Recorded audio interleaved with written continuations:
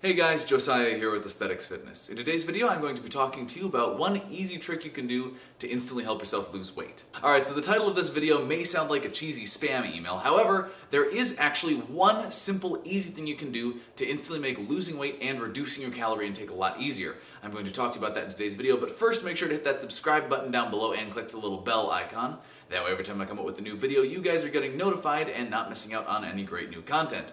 Also, if you feel like it really helps me if you click that like button down below as well. Now with that out of the way, let's get started. Alright, so if you're a person that likes to eat a normal American diet, chances are you also drink a lot of flavored beverages, things like pop, or maybe a lot of like flavored coffees with lots of creamer, sugar, caramel, chocolate, etc. in them, or beer, wine, mixed drinks, things like that as well.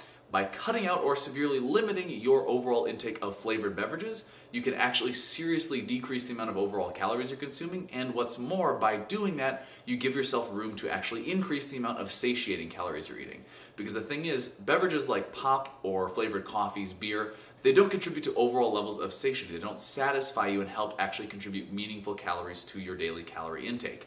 So what that means is, unlike a steak or a baked potato or actual food that you'll be eating, a pop is not going to contribute in blunting your hunger at all. And in the case of alcoholic beverages, they actually lower your inhibitions and cause you to be hungry and want to eat more. So in those cases, eating those calories, because those beverages do have a significant level of calories to them, for a can of pop, it's usually between 150 to 200 calories, or if you're dealing with full size like big gulps, you're looking at like 400 or 500 calories.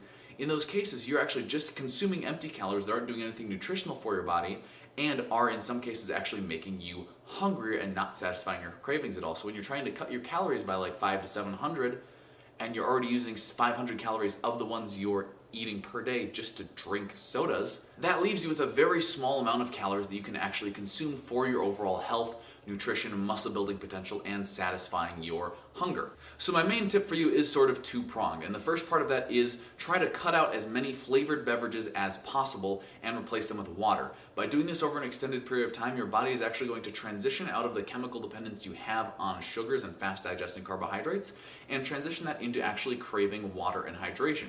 This happened to me and some other people I know. When you actually start reducing the amount of pop you're intaking, the amount of soda and other flavored beverages, and you transition into just consuming more water, then eventually soda becomes a lot less appealing and you end up wanting and craving that thirst quenching power that water has that pop and soda doesn't have. And the second part of that tip is, if you're a person that really does enjoy consuming flavored beverages, if you're a person that likes alcohol, you like having your morning cup of coffee, you don't actually have to give all that up in order to still reduce your calorie intake significantly and make yourself healthier.